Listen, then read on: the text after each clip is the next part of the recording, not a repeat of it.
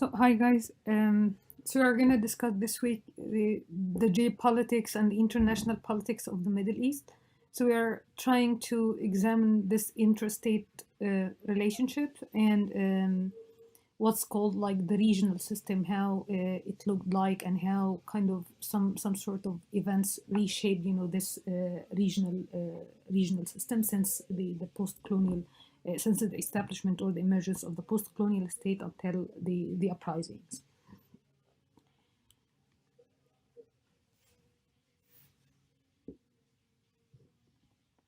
So, like, in order to examine like perhaps like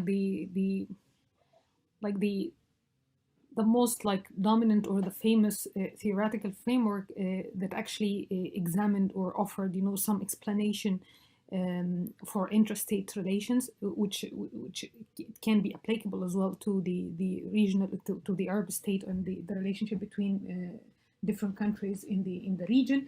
It was like realism, and with its like several actually theoretical branches as well, like neorealism. They focused mainly on the security issue or the security problem and how it actually generates a struggle for power. So all the states kind of are trapped in this security problem, and this like all the time generates this struggle for power. So in order, like the main or the underlying assumptions are uh, every state actually seeks its own national interest, and it's kind of a rational player in the international system, so it seeks to maximize its international interest.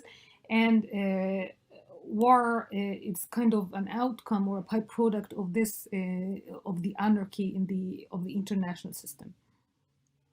They have like different like theoretical contribution how to deal with this anarchical international system, but these are like the underlying assumption that would examine or explain the interstate relations and the conflict relationship or the outbreak of wars between different states. So actually the foreign policy, so it's all like how to maximize the pursuing national interest was kind of limited, or it's limited to the material power between or among different states, how to maximize the material power to build military capabilities in order to overcome or to handle a little bit this security problem. So the state or the main issue of the foreign policy of any country is to counter or to face this security threat in order to guarantee the regime's survival on the one hand, and to secure the state interest, sovereignty, and territorial integrity on the other hand. Um, so actually it can provide kind of a plausible explanation for like the endurance of some conflicts in the region, like the Arab-Israeli or the Palestinian-Israeli conflict, and like the relationship between different Gulf countries and in the Levant, especially after the eruption of the civil war in Lebanon, and after the outbreak of the uprisings and the civil war in Syria. So this required high level of militarization, how building military capabilities in order to face this security threat, and high level of like the expectations of war as well, like or like the continuation of different wars between different countries in the region. And the main issue or the main priority is like security, or how to face this security threat in the region. And it actually would explain some like continuing irregularities in the region as well, uh, that actually like the focus on like this power balancing against the several sources of threat, by building again military capabilities and building alliances between like other regional actor, or bandwagoning with like great powers, or like external power forces. like Russia, for example, or the United States in the case of the Gulf, and in the case of Syria after the uprisings. So it was like, a struggle for um, like it's like every state as well, because of this security, trapped in this like security dilemma. So it actually trapped in this struggle for power in order to establish kind of hegemony. And this actually had it resonated historically with some events in the region, and it had, some consequences for the stability of the entire regional system, especially like, if we talked in some detail about, Nasserism and Nasser and pan-Arabism, and how his foreign policy that actually was centered on anti-imperialism or anti-Zionism led to like catastrophic war in 1967, and actually divided the entire region between, the republics and the progressive republics and the reactionaries, or the monarchies, conservative monarchies.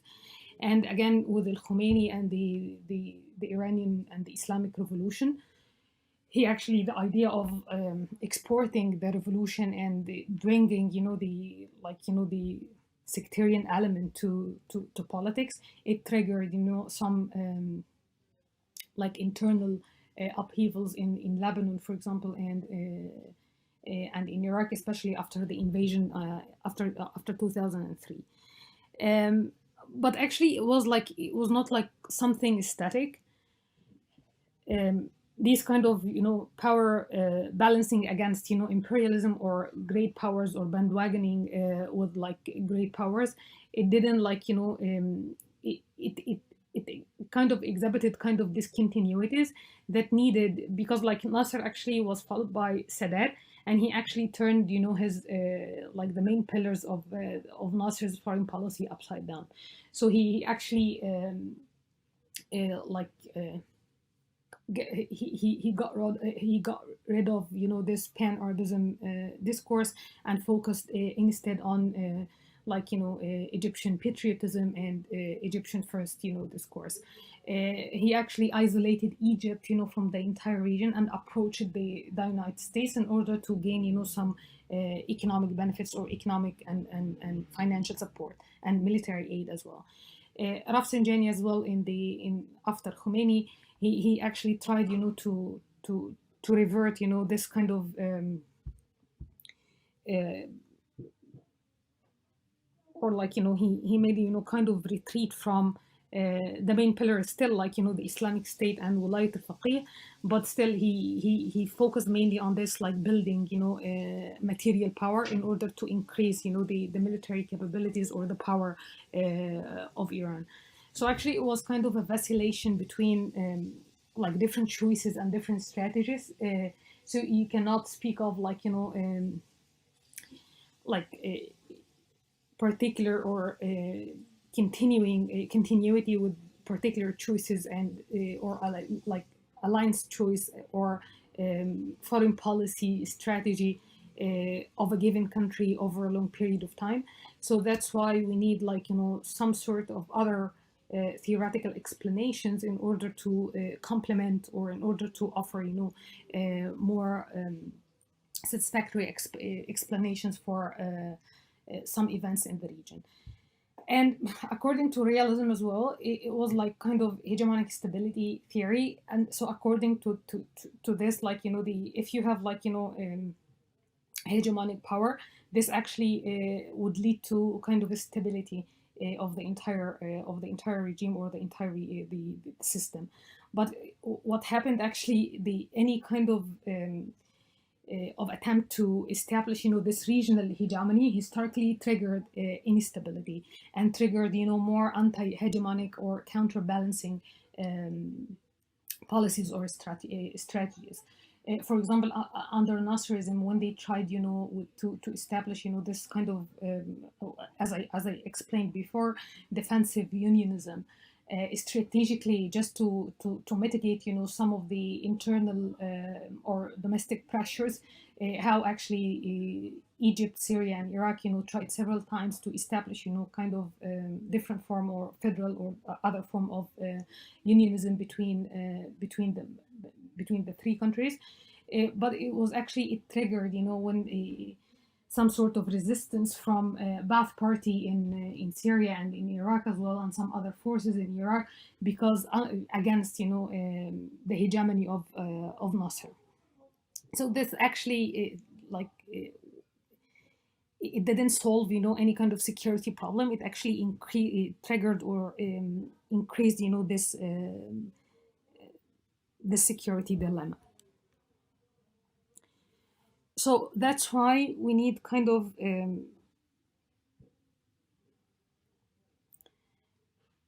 like, it's not alternative, but we need, other explanations or other theoretical lens or other theoretical framework that would help analyze, some historical events, or to explain, state behavior or the foreign policy of different countries in the region over a long period of time, or like in different time periods.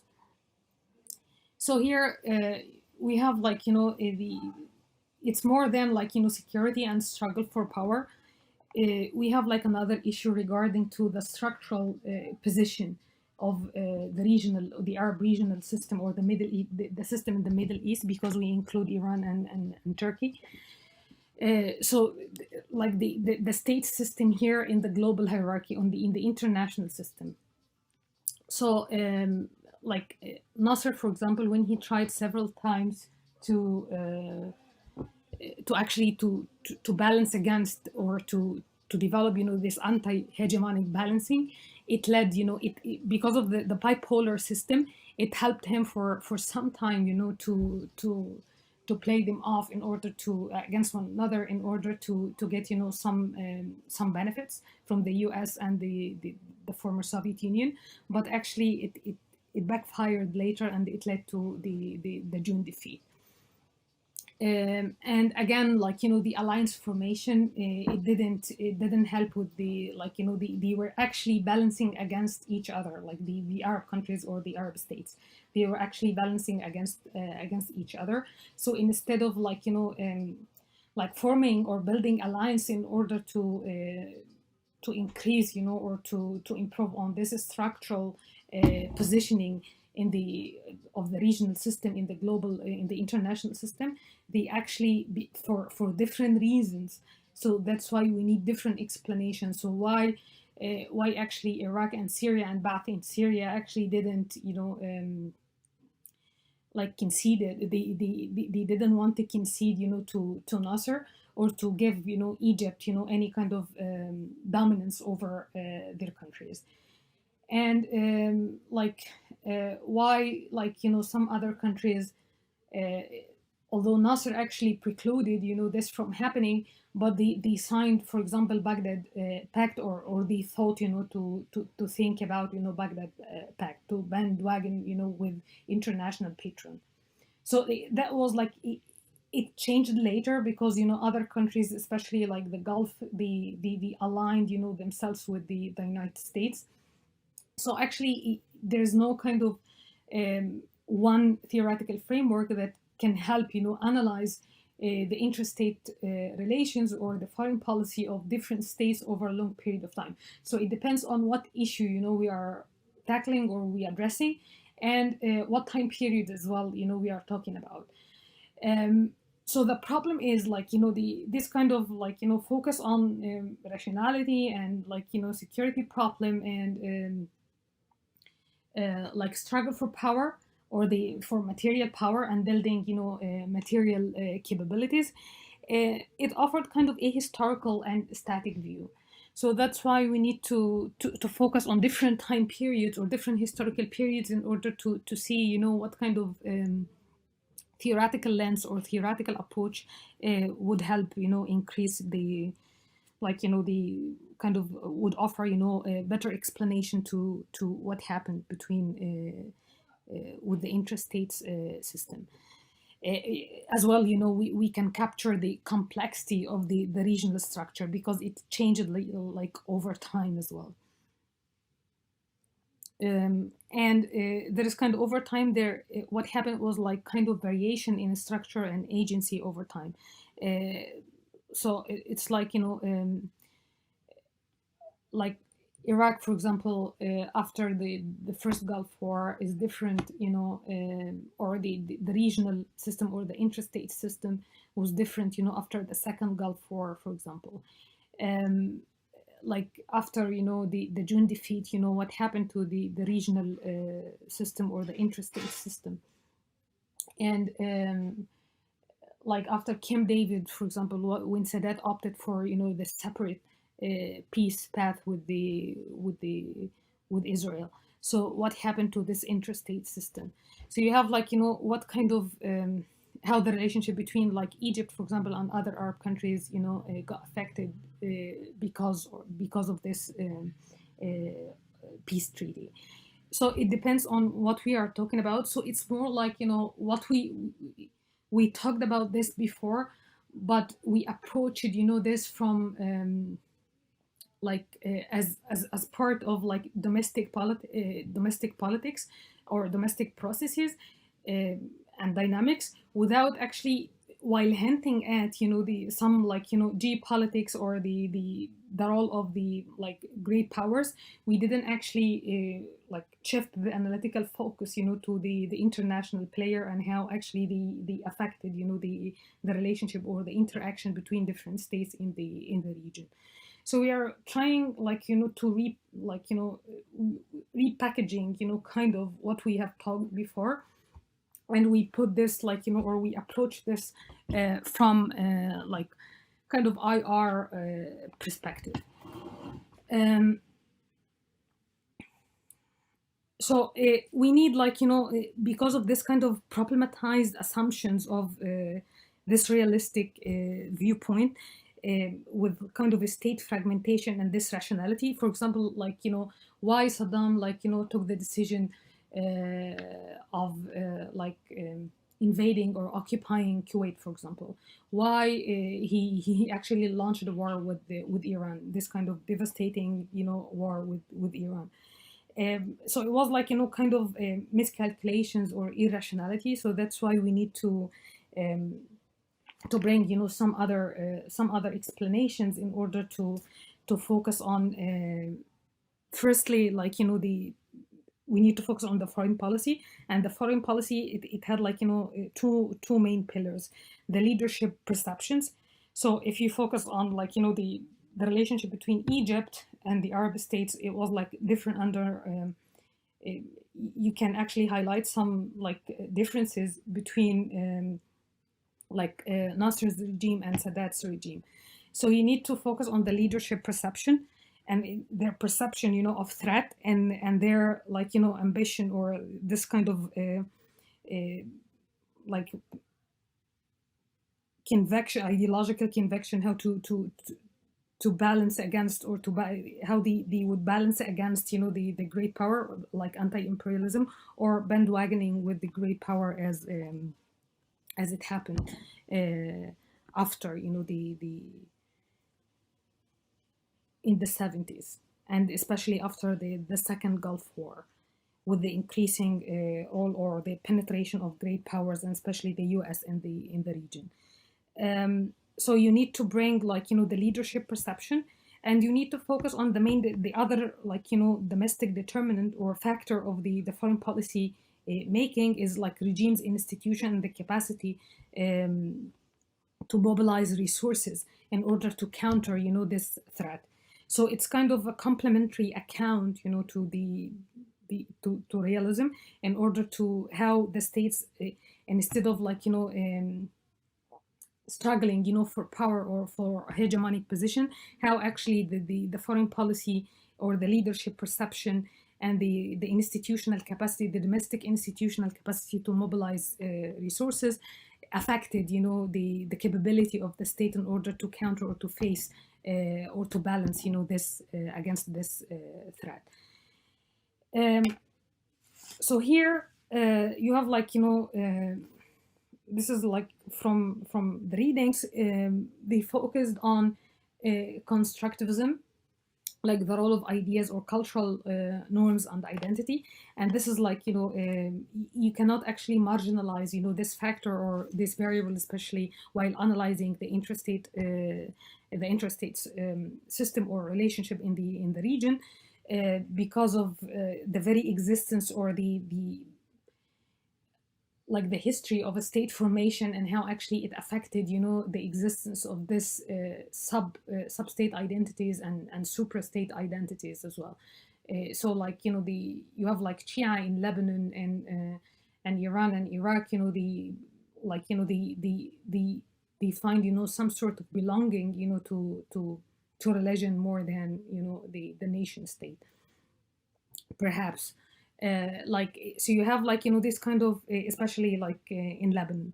So it's kind of you need to bring, this kind of ideational forces and identity and cultural norms in order to analyze, foreign policy and to examine state behavior or the interaction between different states.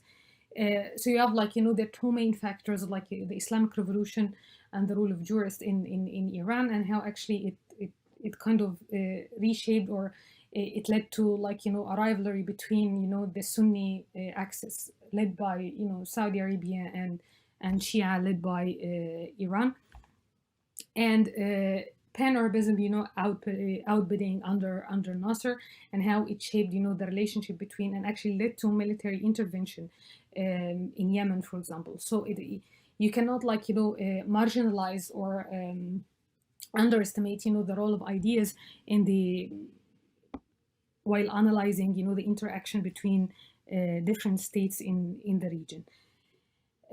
Also, this kind of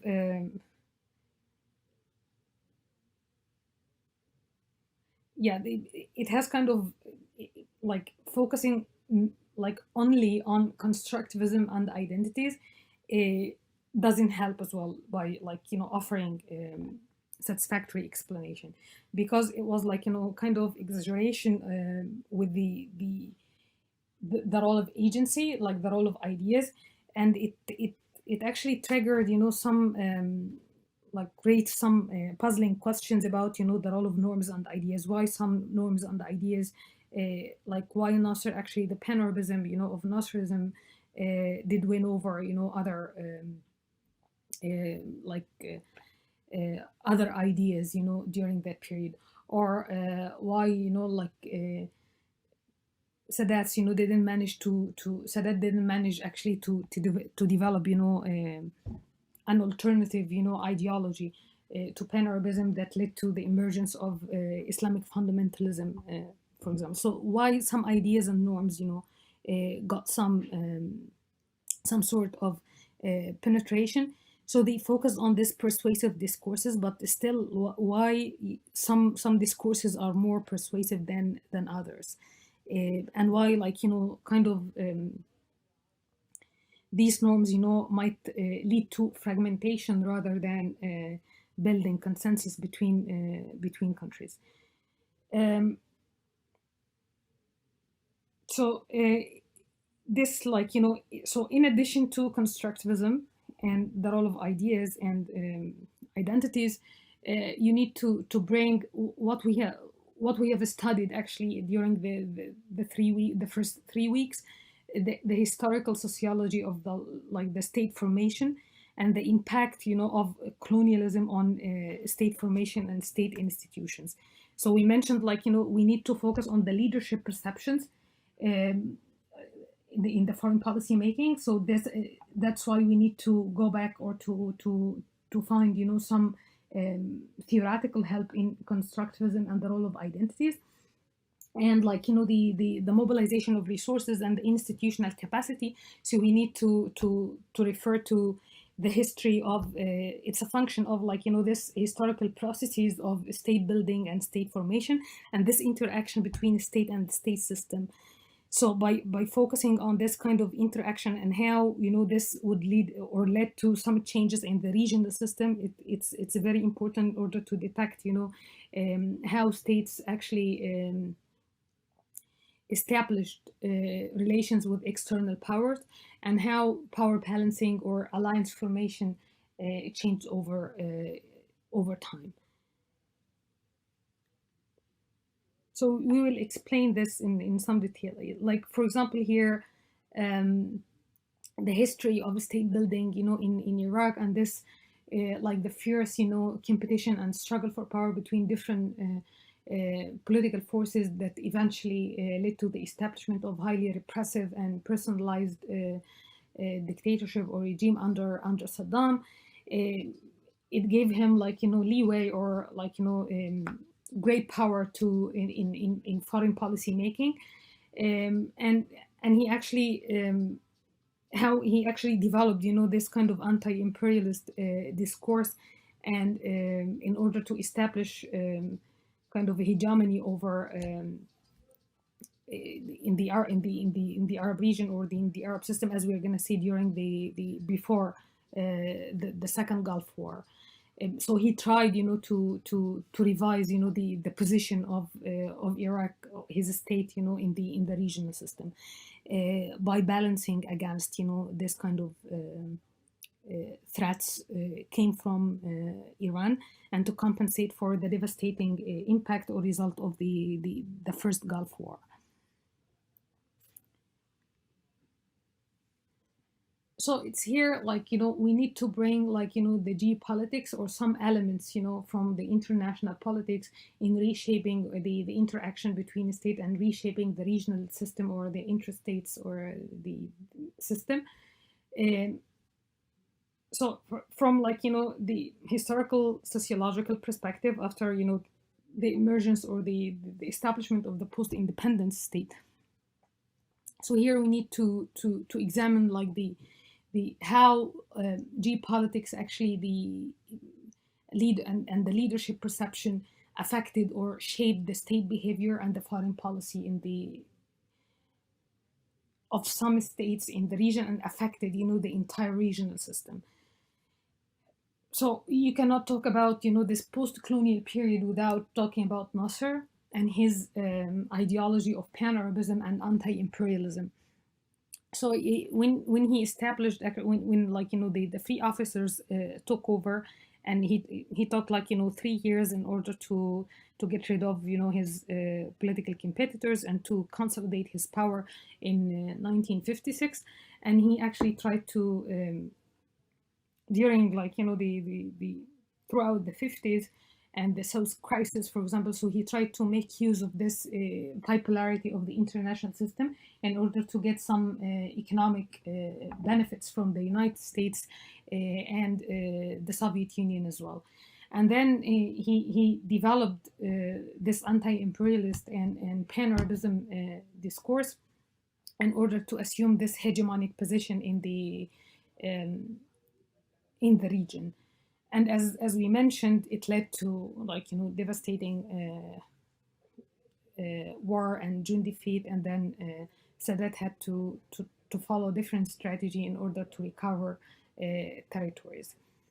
And then, like, the creation of Israel and the Zionism, like, it's from, like, historical sociological perspective, and ideational or constructivist perspective as well. This led to, like, reshape the interaction between the PLO, some, like, non-state actor in that case, and some countries as well, like Jordan, after Black Friday, actually, and the when they, like, kicked out the PLO from Jordan, and had to station itself in Lebanon. And actually, because of this military operations again in Lebanon, it led to the outbreak of the civil war in Lebanon. So how, like, here, like, non-state actor actually affected, the dynamics or the interaction between different states, and led to the eruption of the war. And during, these periods, any bids for or of, like, regional hegemony, it actually destabilized the region, rather than stabilize. It had, like, destabilizing effect rather than stabilization effect. So resorting to like external great powers, it actually triggered more like resistance or military operation from some internal opposition that actually prolonged, these kind of internal wars. And we talked about increasing, Western influence in Iran, and how it was like, a recurring, theme in the, like, throughout, the history, that triggered, some domestic oppositions.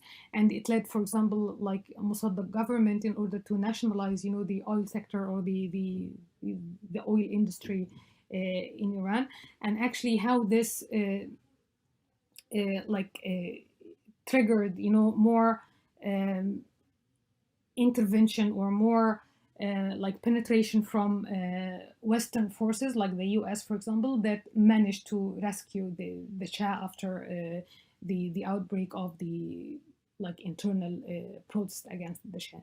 So it was like, the how, like, the increasing influence or intervention or penetration of great powers, or this interaction between, like, domestic and the external forces, reshaped kind of internal dynamics that triggered more intervention from external power, in the case of Iran, for example, that perpetuated the or stabilized, the Shah regime, or here, like, the autocratic, regime in Iran, until the, like, the eruption, or the outbreak of the Islamic Revolution in Iran. It had, like, some like sectarian element as well, that led to like, several led to, like, the eruption of several wars in some countries. We will talk about Syria in the week of the uprising, and we will touch upon, like, geopolitics and the international politics as well, and their role in, like, prolonging, the civil war in Syria, and how this actually led to became, like, the sectarian discourse, um, like, it framed, this kind of the struggle between different countries. It gained, this sectarian element as well.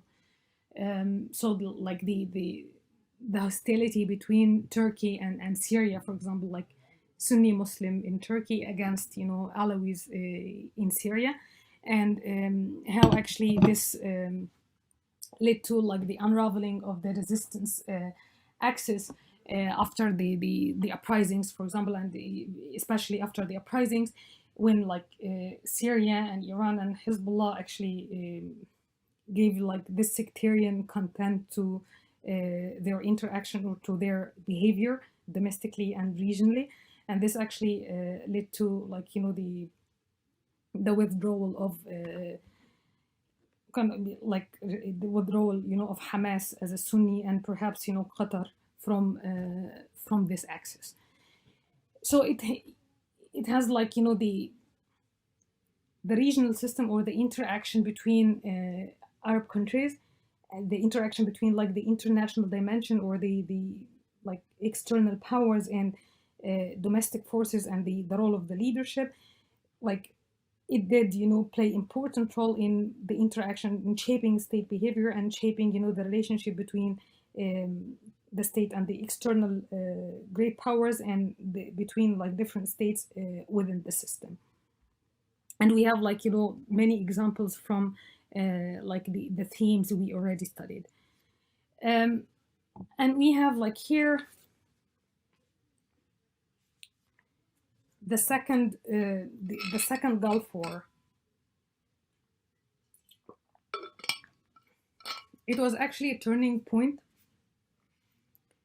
and it marked, kind of like obvious penetration of global power in the region, and actually all the politics resulted from this interaction between global level and local level. Like, I'm going to explain this in some detail. Like, when Saddam actually in August 1990 took this decision in order to invade Kuwait, and declared, the annexation, of the Kuwait to, as, like, the 19th province of Iraq, it actually triggered or portrayed as an international crisis that culminated into the US-led Gulf War. The coalition and actually reached out to Arab countries in order to form or to build this anti-Iraq Arab coalition against Iraq.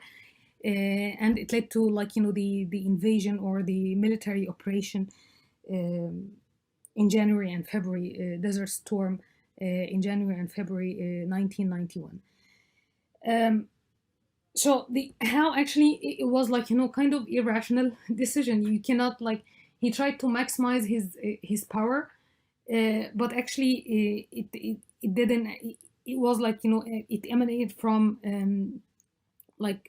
miscalculations. He had, like, his own reason of, like, invading, the invading Kuwait. First, he needed, like, after, the devastating effect of the first Gulf War with Iran, and it was, like, very exhausting. He kept asking, Al Sabah to forgive the debt, um, but actually they refused, to offer, any kind of forgiveness, the debt forgiveness. So Iraq tried to sell, this image, or, like, to sell them, like, the message that, in order to gain, kind of economic support or financial support from the Gulf states. And actually it led, kind of a defense of the Arab Gulf states against Iran. So actually he tried, to project this image, or to offer, a new kind of discourse, as he sacrificed. It was an act, like his war, with Iran was an act, of sacrifice in the name of this Arab brotherhood. So he tried to offer, some ideational, material underpinning or content to his decision, before taking, this decision of invasion. And, like, he tried to get, some economic benefits out of this invasion as well, because after, the destruction of Basra port, and the actual blocking of this Shatt al Arab waterway during the war with Iran. Actually, Iraq was, like, technically landlocked, and that's why Saddam actually resorted to some pipelines, through Turkey and Saudi, in order to export his oil. So that's why he needed, like, Kuwait, in order to get, some water facilities, in order to increase or to improve, the economic situation after the first Gulf War. But it was actually totally miscalculated, uh, because, like, it triggered, some reaction from some global powers, especially the United States. So during that period, it was like the end of the Cold War, and it was like the initial phase of this kind of establishing unipolar international system. So the United States, needed, to assert, its global hegemonic position, and to increase its existence in the region. So firstly, it tried, the Bush administration actually tried uh, to take. It took actually a kind of defensive position in the beginning, in order to protect, Saudi Arabia, and Saudi reached out or invited, like, directly, actually sent kind of formal invitation to the United States, in order to call upon, the administration to send troops in order to protect the kingdom from any potential, or from Iraq aggression. And actually, the United States responded by sending some troops in a couple of months, like in October 1990, in what was known, like, Operation Desert Shield. So during that period, or in the meantime, the United States tried to build, kind of international coalition by pressuring, or like pushing the United Nations Security Council in order to issue resolutions um, authorizing Iraq to withdraw from Kuwait and to impose like economic sanctions and trade embargo on the like all goods of to and from, like preventing Iraq from importing and exporting some goods. Uh, and it's not only international, like international building international coalition, or like getting kind of international legitimacy from international organizations, but the United States tried to get support from the Arab countries as well, so outside of the Gulf states. So in order to support its military operation, or its operation in Saudi Arabia first. So it tried, to reach out to some Arab countries in order to get, some support or or Arab coalition against to form Arab coalition against Iraq. And they had like different reasons. Like in the beginning, like Syria had this tradition anti-American stand. So it tried to build like Arab collective security kind of, and they had this Damascus declaration, but it actually failed in order to form or to establish this Arab collective security in order to authorize Iraq or Saddam to withdraw from Kuwait. So that's why the Arab countries actually accepted endorsed the intervention, or the United States stand of the military intervention in to liberate Kuwait. So Egypt actually endorsed the decision, and it was mainly for economic reasons. It needed kind of to get like to ask some countries to forgive some debts, and actually it did some like like the United States offered some economic aids and forgave debt in order to improve the economic situation in Egypt, and Paris Club as well in order to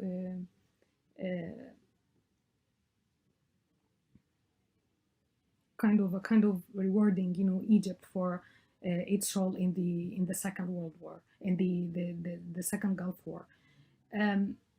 So Saudi Arabia, it was like in terms of security, it was totally dependent on the United States in order to protect or to offer some military protection.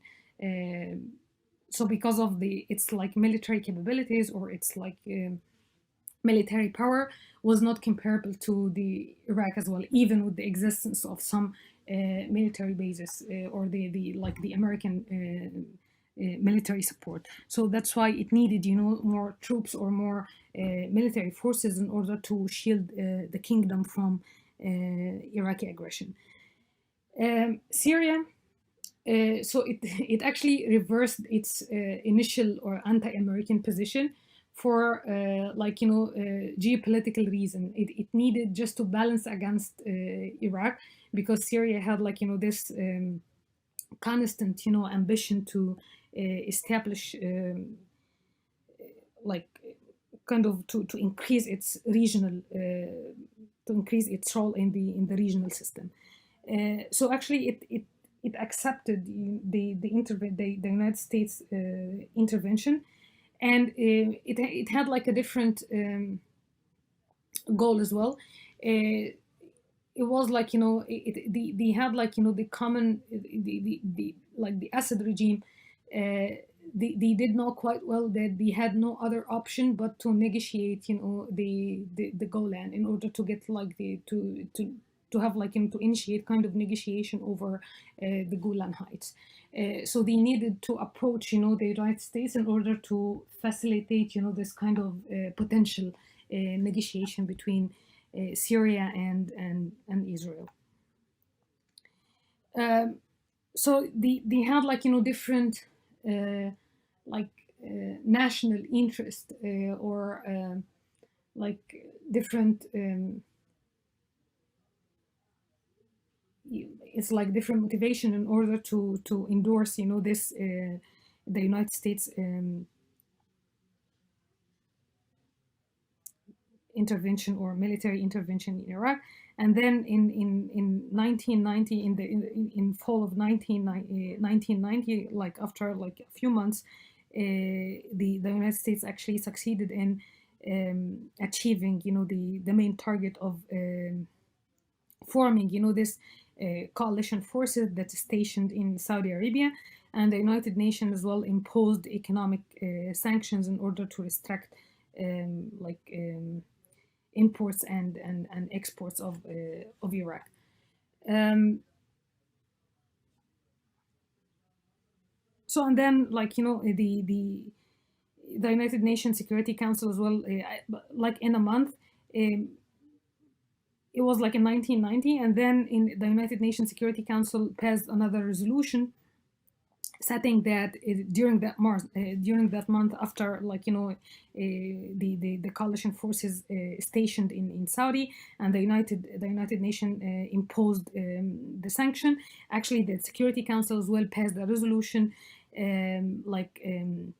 setting a deadline, for the complete withdrawal of the Iraqi forces from Kuwait. It was like January 1991, January 15, 1991.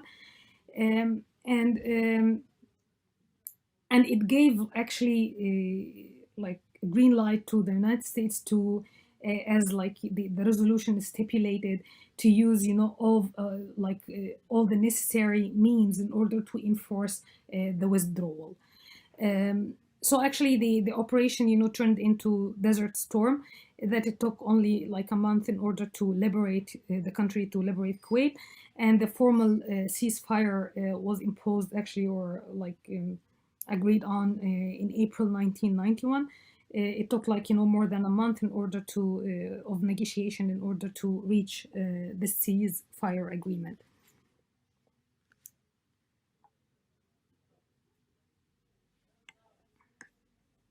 So here, like international level, you need to examine, how like the second Gulf War actually reshaped the interaction between different states, because of some Arab states actually supported the American intervention, or the forming, this anti-Iraq Arab coalition. So it actually triggered some nationalist sentiments that led eventually to fragmentation between different states in the region. That was it was already unstable region. So bear with me like a few minutes, because I need to charge the battery.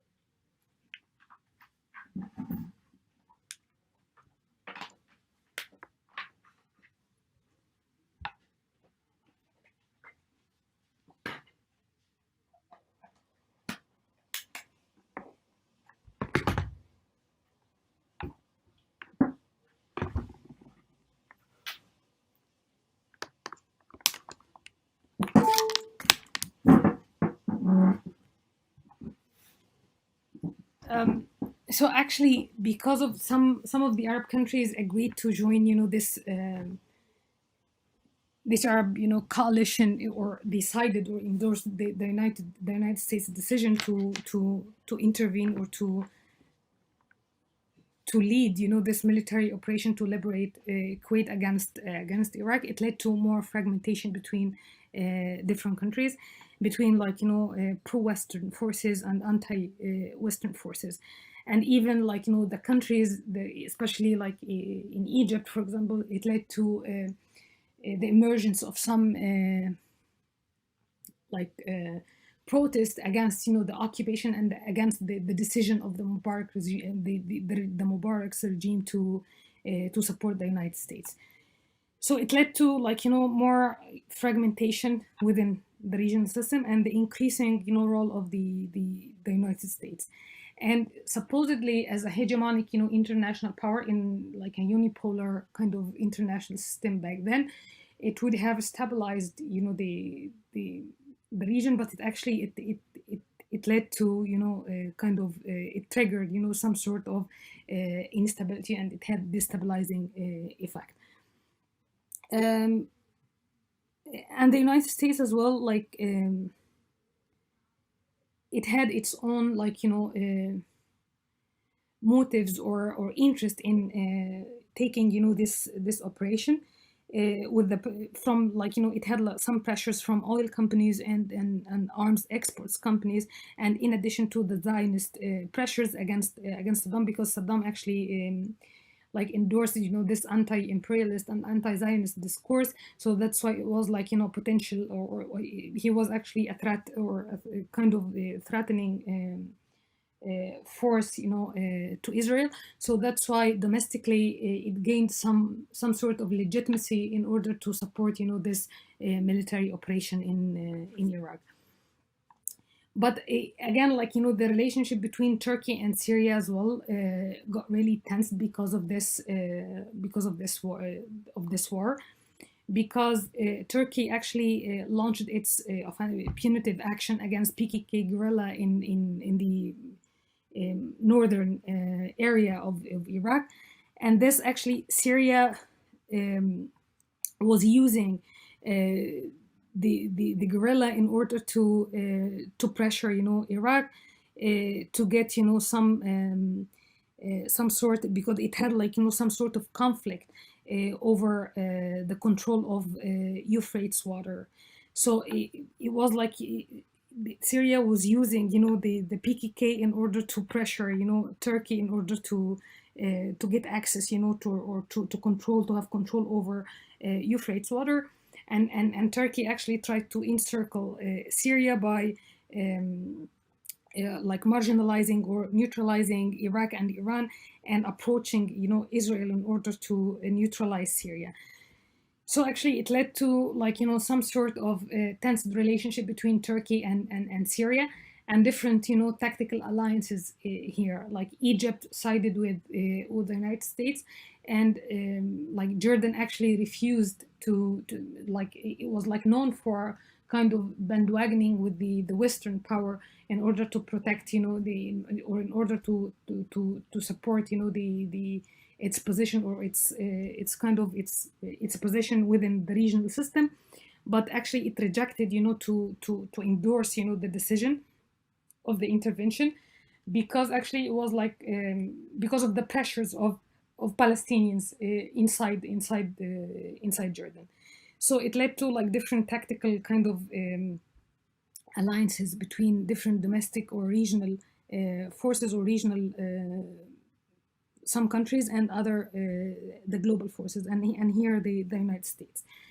And the United States tried to develop this kind of strategy in order to that was based on three pillars. The first one, dual containment, even after the invasion of Iraq in 2003. So it focused on how to contain Iraq and Iran, and in order to, because the international system couldn't afford dealing with this kind of unfriendly or challenging leadership in Iraq and Iran, and how to motivate or to encourage the peace process that actually supported the as we explained in some detail Oslo process that actually started in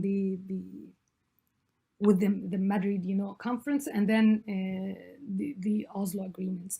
And then the rapprochement between Saudi Arabia or the United States, the dependence on Saudi Arabia as a regional force besides Israel. So it was like, three main, pillars of the United States that actually maintained or continued, to persist even after, the invasion in 2003. So and then you have like September 11 and this war on terrorism. Um, so it triggered, some sort of initiating, kind of offensive against, Arab Islamic world intellectually, and even like, when it comes to some the state's foreign policies. So the United States here created kind of like terrorist list. It put like, the like Syria, Iraq, Iran, Libya, and Sudan actually on it added, these countries to the terrorist list. And this kind of discourse of clash of civilization between the West and Islam. And it actually, what it did, what kind of repercussions, it had like domestically. The Arab regimes actually used this discourse in order to crack down on the Islamic or the Islamist opposition inside their regimes. So they actually took advantage of the United States war on terrorism in order to target Islamist opposition. But it didn't like, last for so long, because the invasion of Iraq actually triggered another kind of discourse of democracy promotion, and this kind of greater, the Middle East initiative in order to impose or to establish democracy in the region. So in 2003, the United States legitimized, it has like a new conservative administration, and it established, this link between Al Qaeda, like the war on terrorism. Actually, the main target was like, Al Qaeda, and the like Bin Laden, had like a central position in this discourse. So actually, the established, this link between Saddam and Al Qaeda, and they had like, this claim that he was actively developing, weapons of mass destructions. Because like it had a hard time, getting, international legitimation or like, approval in order to intervene, this time, comparing to the operation or the military operation to liberate Kuwait. So actually, what helped with that? So the United States tried to assert its global hegemony with the new conservative administration, that they had like this project for what was called like a project for a new American century. And what happened, like its main strategy of dual containment actually was not that successful, because both like Iraq and Iran, they were escaping, this containment by approaching, or like by having, some business with the Japan and Europe, um, and some other countries like China and Russia. Actually, they were selling, kind of. They had like, some oil deals or concessions, with both of the countries. And again, the pillar of the peace process, it was like totally like like it was totally like, it marked like, a breakdown, of this kind of peace process after, several attempts to rescue, the peace process. It proved, kind of impossible, to continue or to reach, the kind of a final or a settlement, with the Palestinian Authority and Israel. So actually, it needed to reestablish, this kind of hegemony in the region, and to reassert, these kind of strategic pillars in the region. So it actually intervened, and in order to like to democratize Iraq and to help the Iraqi people with like getting rid of this dictator. But it actually it marked another failure of the foreign policy of the United States in the region. It didn't actually stabilize the even like the domestic system of Iraq, and actually destabilized the regional system as well. So in Iraq, we talked about sectarianism and how actually Sunni Muslims were or got marginalized, and this helped with activating kind of identity and sectarianism for Sunni that they have never had in Iraq. But it had like different repercussions regarding the interaction between different states in the region. Um, so Syria actually had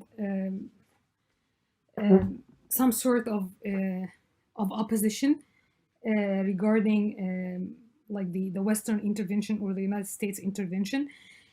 So it actually empowered Iran and Syria.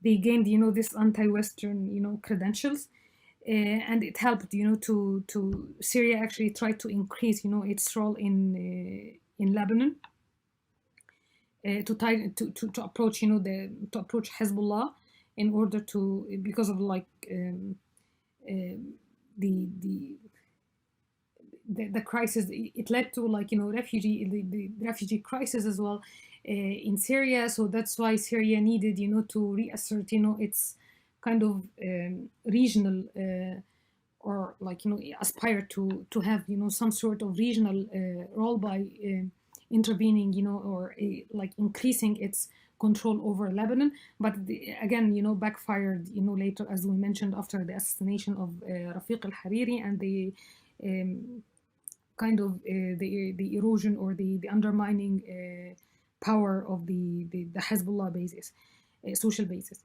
It's not so like the popularity and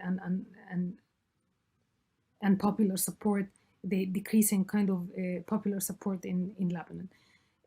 So actually, it reestablished. It led to what was called like a new Arab Cold War between this resistance axis and the pro-Western. Like it happened, like this resistance axis. It was not like purely like Shia. So it had like Iran, Hezbollah, and Iraq, but as well like they contained like the included actually Hamas and Syria, and even Iraq they had like Sunni, and Syria had some Sunni. So it didn't have like this sectarian, it didn't have like this sectarian frame, but it triggered kind of like sectarian conflict between or like new framing of sectarian identity between Sunni and Shia rivalries, basically inside Iraq. It actually got even it got worse after the uprisings. And then the United States tried to sell out this like model of democratization, or this tried to sell this image of democracy promoter in the region, and actually without any consultation with even like favorable allies, the Saudi Arabia and Egypt. So the Saudi Arabia actually was asked to undertake some revisions in the educational system, and actually Mubarak publicly criticized the project or the initiative, as democracy like shouldn't be imposed from Western or from outside players or outside actors. So it was like the like a hegemonic force here, or a hegemonic power here, didn't stabilize actually the entire region. It led to like more like divisions between like pro-Western Sunni regimes and the resistance axis, and it triggered some sort of like sectarian conflict inside Iraq instead of establishing, or stabilizing, um, political system there. Um, and finally, the uprisings, and we're gonna talk more about this because we will have like one more lecture, one makeup lecture actually in the week of the uprisings. But here, I'll need to touch upon some issues as well. Um, so after the uprising, and especially like the civil war in Syria, it intensified, this struggle for power between and kind of a shift. It led to a shift of the balance between the three regional powers, Iran and Saudi and Turkey. So actually, the Sunni Turkey and the Turkish regime and Hamas and Qatar actually tried to take a distance, from Iran and this Shia axis that, like with this resistance, proclamations, and so they aligned, from the resistance axis, kind of, and the the Sunni militants, they gained, some sort of they gained, more power because of like Syria became like the battlefield, between Hezbollah with the support of like regional power like Iran, and then like later support from Russia, and then Al Qaeda, to support, some Sunni militias and Sunni forces, and even before, the emergence of the ISIS, Islamic State, in Syria and Iraq. Um, and it triggered, some more intervention in the region, in Libya, for example, just to after, the outbreak of the uprisings, and to restore, stability in the country, but it actually it didn't. So other rival powers, penetrated the region, not only like the United States at this time. And this time, actually, United States didn't play Obama actually refrained from involving heavily in the uprisings, but China and Russia actually penetrated the regime, the regional system, or the region, and they developed, kind of they had kind of like they had a kind of economic stake as well, so in trade or in arms sales. So the region actually, some other regional powers actually penetrated and helped with the prolonging, the civil war in especially in Syria. Um, so like with regard to foreign policy making, and whether or not the uprisings offered some sort or some degree of autonomy of the decision making process or foreign policy making, um, like it didn't actually, it marked kind of persistence of this dependency of foreign policy making, because of the main parameter of the international system and the limited capacity, or the institutional capacity, domestic institutional capacities in mobilizing resources. So in Egypt, for example, the we're going to talk about this later, the Muslim Brotherhood reached power after the downfall of Mubarak, and Egypt abandoned this anti-Iran foreign policy, but it was not totally or fully re-established. So he tried to kind of to change it radically, to change the pillars or the strategies of the country, and the relationship between Egypt and other countries, but actually it didn't. It either backfired, and it was not, or it was not that complete or fully achieved as reestablishing this relationship with Iran, and supporting like Sunni jihadist, or they call it Sunni resistance or Sunni opposition in Syria. It actually backfired, because when he actually announced or declared his support, Morsi, when he declared his support for Syrian opposition, it triggered, some more domestic, challenges and domestic oppositions from non-Islamist forces, and it was like one of the main reason of removing him in 2014, 2013.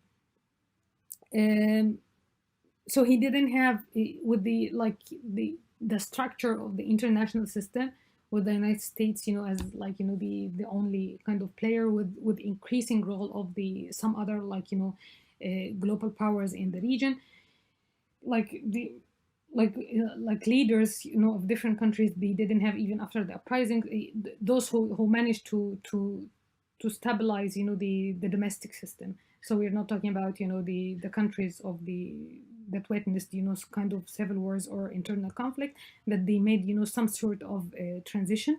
So they didn't enjoy any they still, they were dependent on some the or some, they were limited to the constraints or the limits imposed by the international system. And Turkey, for example, as one of the regional, one of the main regional player, um, actually tried AKP when it came to power in 2000. So it tried, with this coalition between, Islamist and, establishing, this Islamist business coalition. So they tried to develop, this zero problems, with neighbors, with Turkey neighbors. So they adopted, this kind of liberal viewpoint, that establishing or intensifying, this level of economic, integration or economic cooperation between countries by, establishing infrastructures and different other economic projects, and establishing trade or different kind of energy and transport relationship, and to do business, with these countries, with its neighbors. This would actually pacify, the relationship, and would actually eradicate, any source of problems in the region. And actually, Erdogan actually tried to assume or to increase, or his or Turkey's, his country's regional role in the region that this actually dominated by Arabs. But he tried, to revive, this legacy, of the Ottoman legacy, of leadership. So that's why, he tried, to declare, some sort of support, to Palestinian, to the Palestinian issue, in order to increase, the leverage or the regional role of Turkey. But actually, after the outbreak of the uprisings, and without he didn't have this long term perspective, or they didn't have he didn't expect actually this kind of prolonging, the civil war in Syria. The relationship between Turkey and Syria, because of the he became Assad became kind of critical of the AKP, and declare the Erdogan and the Sunni, Turkish government and Islamists declared kind of hostility to Assad, and especially, the Alawi minority. So perhaps it was it resulted from kind of miscalculations. He didn't expect, like the uprisings to be turned into, kind of brutal and kind of long civil war in Syria. So it led to this kind of hostility and tense relationship between, again, Turkey and Syria. And the most one of the important repercussions as well, this trans-state sectarianism, how the battleground, the Syrian battleground between Al Qaeda, or the Sunni militants, and Shia or Hezbollah, with the support of some regional forces, and and later, some international forces as well, led to, like, we're going to talk about this, like the establishment, the reframing, of the conflict in sectarian terms, and developing or intensifying and highlighting or heightening, this trans state, identity that motivated, political behavior, and became one of the main factor or important factor to determine, foreign policy making, or the interaction between different states, especially, after the establishment of the Islamic State in Syria and Iraq. So we're gonna talk about, this international dimension, the international politics or dimension, when we talk about the uprising. We're gonna have like makeup lecture anyhow during that week, and then I'm gonna spend some time in the political economy of development. So next week we're gonna have like 3 lectures. So you're gonna have one of the 2 makeup lectures the university asked for. So one on the political economy of the development. It was not actually makeup, because I assigned actually 3 lectures to this topic. And then with the uprisings, we're going to have like, we're going to go back, to this international dimension and the increasing role of the global powers. Yeah, okay, so see you next week. Bye.